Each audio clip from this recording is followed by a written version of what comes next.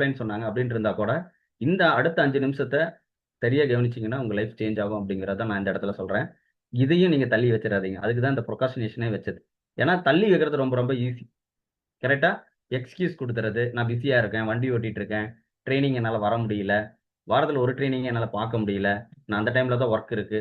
வீட்ல சாப்பாடு போட சொன்னாங்க. வுமன்ஸ் ப்ராப்ளம் ஓகேங்களா? இது எப்படி பிளான் பண்றது? எப்படி பண்ணா இங்க சக்சஸ் கிடைக்கும்? வெஸ்டேஜ பொறுத்தவரைக்கும் ஒரு லீடர்ஷிப் பிசினஸ். ஓகேங்களா? எப்ப நீங்க ஒரு லீடரா மாறுறீங்களோ, அப்போ உங்க டீம்ங்கிறது ஆட்டோமேட்டிக்கா ரெடி ஆகும். ஓகே. இப்ப அதுக்கு என்ன பண்ணனா இங்க வந்து மாறும் அப்படிங்கிறத ஒரு 5 ஸ்டெப்ஸ் சொல்றேன். ஓகேங்களா? நீங்க எப்படி ஒரு மாஸ்டர் ஆவறது, ஒரு லீடரா வந்து எப்படி ஆவறது அப்படிங்கிறதுக்கு ஒரு 5 பாயிண்ட்ஸ் நான் சொல்றேன் இந்த இடத்துல.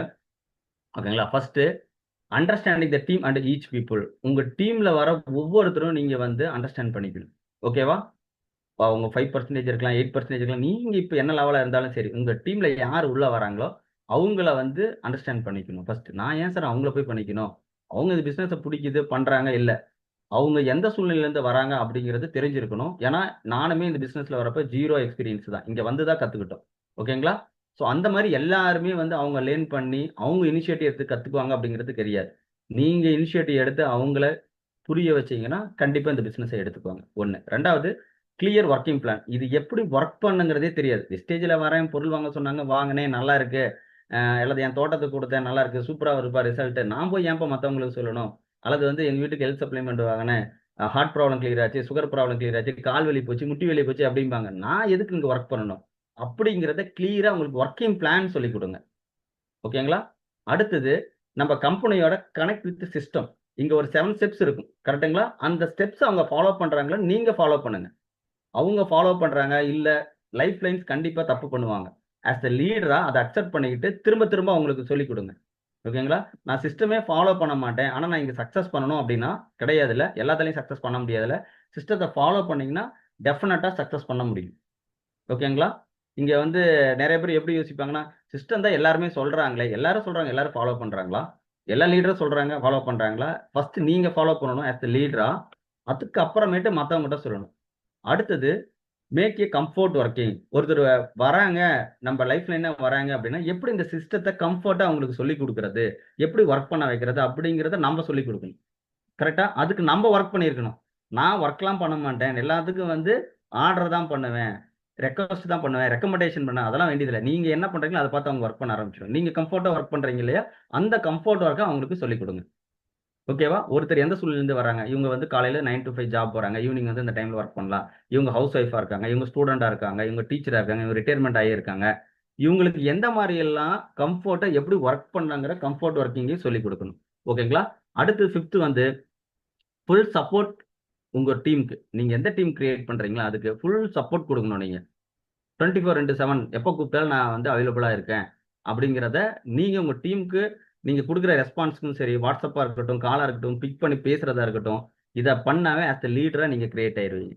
ஒரு லீடர் எப்படி இருக்கணும்? எப்படி இருந்தா டீம் டெவலப் ஆகும்? அப்படிங்கிறது இத தான் நான் ஃபாலோ பண்றது.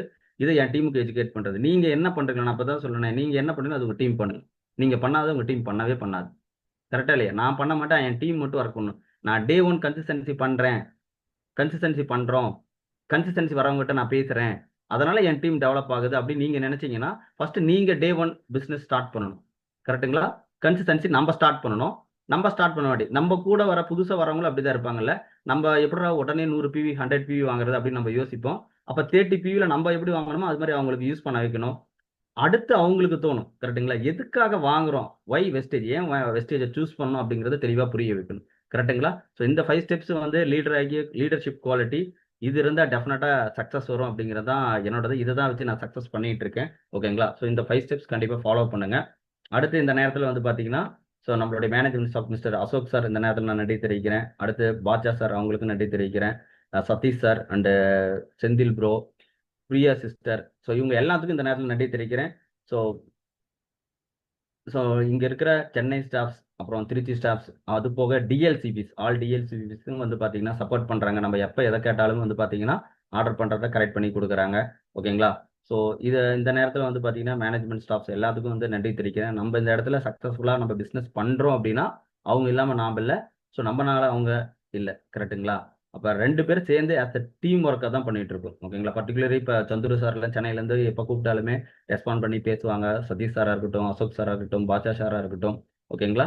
யார் எப்ப கேட்டாலுமே உடனே செஞ்சு குடுக்குறாங்க. அப்ப இதுக்கு மேல நம்மளுக்கு என்ன வேணும்? ஓகே, இந்த மாரி ஒரு டீம் இருக்காங்க. டீம் சப்போர்ட் இருக்குது. நம்ம பண்ண வேண்டியது என்ன? பிசினஸ சரியா பண்ணணும். இதுதான் கௌதம் பாலி சார்ன்னு சொன்னாங்க ட்ரிப்ல. உங்களுக்கு என்ன இல்லையோ அத கேளுங்க. அது பண்ணி தரேங்க. உங்களுக்கு தேவை என்ன பிசினஸ் அடுத்த லெவல்ல ஃபோக்கஸ் பண்ணுங்க அப்டின்னாங்க. ஸோ நான் சிங்கப்பூர் ட்ரிப் போயிட்டு வந்தோனே அடுத்த லெவல்ங்கிறத அச்சீவ் பண்ணது அது ஒரு காரணம்.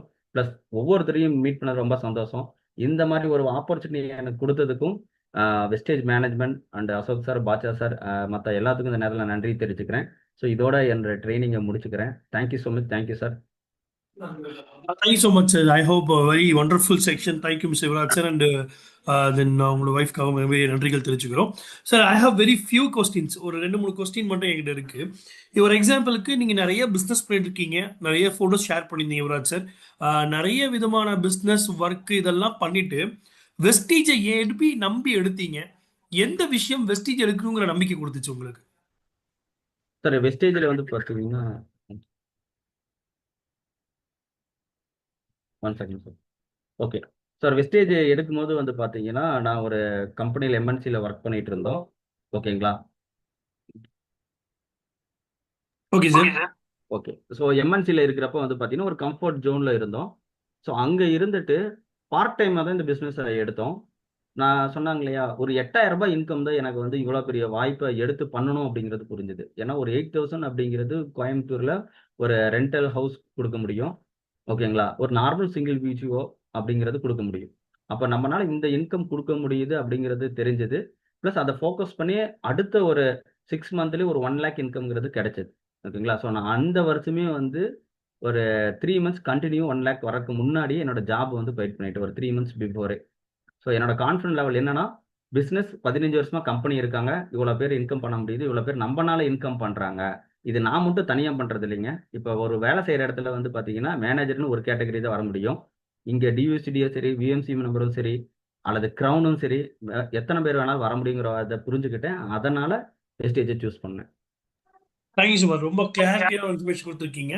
பிகாஸ் என்னன்னா, நீங்கள் ஒர்க் பண்ணும்போது இடத்துல ஒரு பாஸ் இருப்பாங்க, அந்த பாஸ் கீழே ஒரு மேனேஜர் இருப்பாங்க. ஒரு மேனேஜர் தான் ஒரு கம்பெனிக்குள்ள இருக்க முடியும்.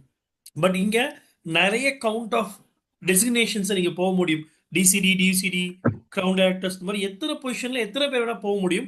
ஸோ அந்த பாயிண்ட்டை ரொம்ப அழகாக நீங்கள் கேப்சர் பண்ணிக்கிங்க. Thank you sir.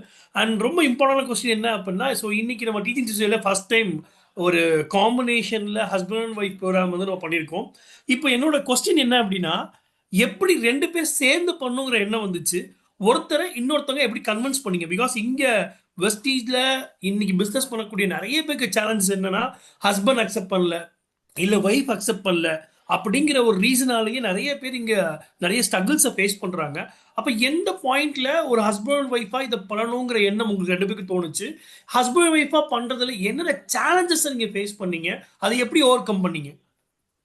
Okay, okay sir. அதுக்கு நான் ஆன்சர் பண்ணலாம்னு நெனைக்கிறேன். அதாவது பார்த்தீங்கன்னா, ஃபர்ஸ்ட்டு வந்துட்டு எங்களுக்கு வந்து பார்த்தீங்கன்னா, எப்பவுமே வந்து எல்லாமே டிஸ்கஸ் பண்ணி தான் பண்ணுவோம். ஓகேங்களா?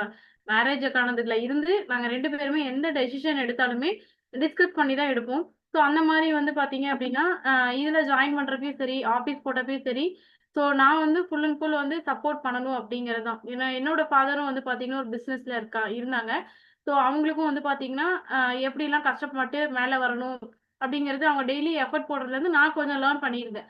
அப்பதான் வந்து பார்த்தீங்கன்னா, நாங்களும் வந்து ஒரு ஆஃபீஸ் வச்சப்ப, அப்போ வந்து சார் வந்து வேலைக்கு போயிருவாங்க. ஓகேங்களா? ஸோ வந்து காலையில வேலைக்கு போனாங்கன்னா, ஈவினிங் அந்த ஷிஃப்ட் டைமிங்லாம் மாறும். அந்த டைம்ல வந்து குழந்தைய ஆஃபீஸ்ல வச்சுக்கிட்டு, சரி ஓகே நம்ம லைஃப் அப்படின்னா நம்ம தான் பில்ட் பண்ணணுங்கிறது எனக்கு வந்து ஸ்ட்ராங்கா தோணுச்சு.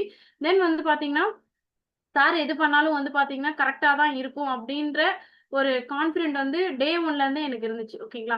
ஸோ அதுக்கப்புறம் வந்து இதுல வந்து இவரு கன்வின்ஸும் பண்ணல. இது செய்யலாம்னு சொல்லல, செய்ய வேண்டாம்னு சொல்லல. ஸோ இவரு ஜாயின் பண்ணாரு. அந்த டைம் வந்து பார்த்தீங்கன்னா, இவரு வொர்க் போயிட்டு இருந்தாரு. ஸோ அந்த வொர்க் பண்ணப்ப அவருக்கு வந்து பார்த்தீங்கன்னா, மிகப்பெரிய ஒரு அ டைட்டா இருந்துச்சு. ஸோ அந்த டைம்ல நம்ம கொஞ்சம் சப்போர்ட் பண்ணலாம். ஸோ நம்ம நம்ம சப்போர்ட் பண்ணாம வேற யார் சப்போர்ட் பண்ணுவாங்க? ஸோ அந்த மாதிரி வந்து பார்த்தீங்கன்னா, ஒரு ஒரு டெசிஷன் வந்து நான் எடுத்தேன். சரி ஓகே என்ன பண்ணாலும் கரெக்ட்டா தான் இருக்கும். நம்ம நம்பி பண்ணுவோம். அவ்வளோதான். வேற எதுவும் பெரிய ஒரு இதெல்லாம் கிடையாது. பட் இதுல சேலஞ்சஸ் வந்து நிறைய இருக்கும். என்ன சேலஞ்சஸ் அப்படின்னா நிறைய விஷயங்கள் வந்து பாத்தீங்கன்னா இப்போ ஒரே டைம் பண்ணும்போது ஃபேமிலிக்குள்ள நிறைய வந்து கிளாஷஸ் நடக்கும். ஸோ குழந்தைங்க இருப்பாங்க. ஈவன் வந்து இந்த நேரத்துல எங்க குழந்தைங்களுக்கு கூட நான் தேங்க்ஸ் சொல்லுவேன். ஏன்னா நான் ஸ்டார்ட் பண்ணப்ப இருந்து அம்மா அப்பா மீட்டிங்ல இருக்காங்க. இப்ப நான் ஒரு பக்கம் பேசிட்டு இருப்பேன், அவரு ஒரு பக்கம் பேசுவாரு, நடுவுல அவங்க ஹால்ல உட்காந்து டிவி பார்த்துட்டு இருப்பாங்க. ஸோ அவங்க வந்து பாத்தீங்கன்னா அவங்களும் அண்டர்ஸ்டாண்ட் பண்ணிக்கிட்டாங்க. ஓகேங்களா? ஸோ அண்டர்ஸ்டாண்டிங் சைல்ட் ஆல்சோ எங்களுக்கு கிடைச்சிருக்காங்க. அவங்க அது மட்டும் இல்லாம எங்களுக்குள்ள வர கிளாஷஸ் வந்து ஓகே என்னதான் இருந்தாலும் ஓகே பரவாயில்ல. சரி நம்ம தானே ஓகேவா? எப்படி இருந்தாலும் ஓகே தான். நம்மளுக்காக தானே பண்றாங்க. அப்படிங்கிற ஒரு மைண்ட் செட். ஓகேங்களா? ஸோ இப்போ ஒரு கஷ்டப்படுறாங்க, ஏதோ கோவம் வருது, ஒரு திட்டுறாங்க. இருந்தாலும் ஓகே நம்மளுக்காக தானே பண்றாங்க. அப்படிங்கிற ஒரு அக்செப்டன்ஸ் தான். நான் ஃபர்ஸ்ட்டே சொன்ன மாரி தான். நான் சொன்ன அக்செப்டன்ஸ் வந்து வீட்லயும் தான். ஸோ பிசினஸ்ல மட்டும் கிடையாது. நெறைய கிளாஷஸ் வந்தாலும் சரி ஓகே டீம் அப்படிங்க வரும்போது, நம்ப அத வந்து உள்ள வந்து நம்ம டீமுக்குள்ள ஸ்ப்ரெட் பண்ணக்கூடாது. ஓகேங்களா? எப்படி இருந்தாலும் விட்டு குடுக்காம நம்ம வந்து டுகெதர் வொர்க் பண்ணிட்டே இருப்போம். இதுதான் மெயின்லி வந்து பாத்தீங்கன்னா ரீசன் சார். அதே தேங்க்யூ ஸோ மாதிரி மச் மேம். டாபிக் வந்து பாத்தீங்கன்னா ஹஸ்பண்ட் ஒத்துக்கிறது இல்ல அப்படின்னு சொல்றாங்கனாலுமே, ஹஸ்பண்ட் ஒத்துக்கிறது இல்லன்னா அவங்க வந்து டே 1ல அவங்களுக்கு புரியறது இல்ல. நியூவா ஒருத்தர ஜாயின் பண்றோம். இப்ப வந்து ஒரு புடவ எடுக்குறோம். அந்த புடவ வந்து வேணான்னு சொல்றாங்க. நாம எவ்ளோ கஷ்டப்பட்டு ராவடி கட்டி எப்படியாவது வாங்கிக்கிறாங்க. கரெக்ட்டுங்களா? ஒரு நகை வேணும்னு கேக்குறாங்க. இந்த நகைய வந்து நம்ம வந்து எப்படியோ இந்த டிசைன் தான் வேணும்னு செலக்ட் பண்ணி அடம்புடிச்சு பண்றோம். அப்ப இந்த பிசினஸ் நம்ம லைஃப மாத்தப் போகுது. அப்ப அந்த லைஃப மாத்துற பிசினஸ்க்கு ஏன் நம்ம வந்து அந்த அடம் பிடிச்சு பண்ணக்கூடாது? அப்படிங்கிறது தான் என்னோட கொஸ்டின். அதுதான். வெரி அத குட் வந்து மேம். நான் வந்து சொல்லி தருவேன். Thank you ma'am. வெரி இல்ல குட், வெரி குட். இன்னொரு பாயிண்ட் வந்து பாத்தீங்கன்னா, ஒரு ஹஸ்பண்ட் ஒய்ஃபா நீங்க பண்றீங்க அப்படின்னா, கன்சிஸ்டன்டா யார் பண்ணாலும் சரி, ஃபர்ஸ்ட் ஹஸ்பண்ட் பண்றீங்க அல்லது ஒய்ஃப் பண்றீங்க அப்படின்னா, கன்சிஸ்டன்டா ரெகுலரா பண்ணீங்கன்னா, டெஃபினட்டா உங்களுக்கு வந்து சப்போர்ட் கிடைக்கும். ஸோ நீங்க பண்றது எப்பயாவது ஒரு நாள் பண்றேன், எப்பயாவது ஒரு டைம் ட்ரெய்னிங் போறேன், எப்பயாவது ஒரு டைம் வெஸ்டேஜ் பத்தி பேசுனீங்கன்னா, இப்ப நான் என்னோட குழந்தைங்க கூட சப்போர்ட் பண்றாங்க அப்படின்னா, இந்த டைம்ல இந்த டைம் ட்ரெய்னிங்ல தான் இருப்பாங்க. கால்ஸ் பேசிட்டு இருக்காங்க, டிஸ்டர்ப் பண்ண மாட்டாங்க அப்படிங்கிறத நம்ம டீமுக்கு நாம செய்யறத வச்சு புரிய முடியும். டீமுக்கு எப்படி புரியுது, அதே மாதிரி ஃபேமிலிக்கு அப்படிதான். ஃபேமிலியில கூட என்னோட அப்பா, அம்மா கூட இந்த டைம்ல இவங்க அப்பா, அம்மாவும் சரி கூப்பிட மாட்டாங்க. ஓகே இந்த டைம்ல ட்ரெய்னிங்ல இருப்பாங்க. அப்படிங்கிறத நம்ம ரெகுலரா பண்றப்ப தான் ஒரு 2 மந்த்ஸ், 3 மந்த்ஸ், 6 மந்த், 1 இயர் இப்ப 5 இயர்ஸ் ஆயிருச்சு. இந்த டைம்ல இவங்க இதத்தான் பண்ணிட்டு இருப்பாங்கிறத நம்ம ஃபேமிலில புரிய வச்சா போதும். Thank you so much sir. ரொம்ப வேல்யூபிளான ஒரு பாயிண்ட். ஸோ எல்லா விஷயத்துக்கும் நம்ம அடம் பிடிக்கும் பொழுது சில விஷயங்களை சாதிக்கும் போதும் நம்ம அடம் பிடிக்க வேண்டியது அவசியம் இருக்குங்கிறத மேம் ரொம்ப தெளிவாக சொல்லியிருந்தாங்க. சார் ஃபைனலாக ஒரே ஒரு விஷயம் மட்டும்தான். 1 இயர் 1 லேக் வித் கிரவுன். ஸோ இந்த ஒரு டெசிக்னேஷன் நீங்கள் வந்துட்டீங்க. பட் நீங்கள் இதை ஆரம்பிக்கும் போது என்னைக்கா யோசிச்சு பார்த்துருக்கீங்களா? இந்த 1 இயர்க்குள்ளே என் அக்கௌண்ட்டில் 1 லேக் வரப்போகுது அப்படின்னு யோசிச்சிருக்கீங்களா? இல்லை அதை எதிர்பார்த்து ஒர்க் பண்ணிருக்கீங்களா? இல்லை 1 லேக் அப்புறம் உங்களோட எதிர்பார்ப்பு இன்னும் எதுவும் அதிகமாயிருக்கு நீ நினைக்கிறீங்க? இல்ல. ஆக்சுவலா ஜாயின் பண்றப்பலாம் 1 லேக் வரும்ல. ஸ்ரீ சொன்ன மாரி தான். ஒரு 5,000 ஒரு இன்கம் வந்தா போதும். ஒரு நிரந்தரமான ஒரு இன்கம் வரணும் அப்படிங்கிறது தான் வெஸ்டேஜ்ல ஒரு அபிப்பிராயம். பட் நம்ம எஃபர்ட் போடுறப்ப, நம்ம இன்கம் வர வர நம்மளும் ஓட வைக்கும். வெஸ்டேஜ் அதான். அப்ப உங்களுக்கு 5,000 8,000 கிடைக்குது. 5,000ங்கிற இடத்துல 8,000 கிடைச்சது. அப்புறம் 20,000 வந்தது. 40,000 வருது. அப்ப என்ன பண்ணணும்? நான் மத்த எந்த வேலையும் விட்டுட்டு இதத்தான் நான் பண்றேன். இந்த இடத்துல எனக்கு பெனிஃபிட் கிடைக்குது. என் மூலியமா மத்தவங்களும் வந்து பெனிஃபிட் ஆகுறாங்க. நான் ஒரு 20,000 வரேன்னா, இன்னும் 2 பேர் 5,000, 10,000 வராங்க.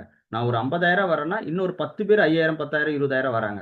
அப்ப இந்த ஆப்பர்ச்சுனிட்டி ஏன் விடணும் அப்படிங்கிறத ஃபோக்கஸ் பண்ணணும். அந்த 1 இயர்ல 1 லேக் அப்படிங்கிறதெல்லாம் நாங்க நெனச்சு கூட பார்க்கல. இவ்ளோ ஸ்பீடா வருவோம் அப்படின்ட்டு. காட் கிரேஸ் பிளஸ் யூனிவர்ஸ் நம்ப நல்லது நெனச்சா, மத்தவங்களுக்கு நல்லது நெனச்சு இன்னும் நல்லது அப்படிங்கிறது புரிஞ்சுது. அத செஞ்சோம். இந்த இடத்துல இருக்கோம் sir. Thank you so much sir. Thanks for the wonderful training. கண்டிப்பாக இந்த ட்ரைனிங் நிறைய பேருக்கு நிறைய விதத்தில் மோட்டிவேஷனாக இருக்கும், யூஸ்ஃபுல்லாக இருக்கும் நம்புகிறோம். Thank you so much sir Yuvaraj sir. Thank you so much ma'am. So கண்டிப்பாக இந்த ட்ரைனிங்கை நீங்கள் பார்த்துட்டு இருக்கும்போது ஸோ கண்டிப்பாக உங்களுக்கு நிறைய விஷயங்கள் உங்கள் அனுபவத்துக்கு கிடைச்சிருக்கும். ஸோ இன்னைக்கு வெஸ்டீஜில் சொல்லக்கூடிய ஒரே விஷயம், இங்கே நீங்கள் வாழ்க்கையில் முன்னேறதுக்கான எல்லா வழிகளும் இருக்குது.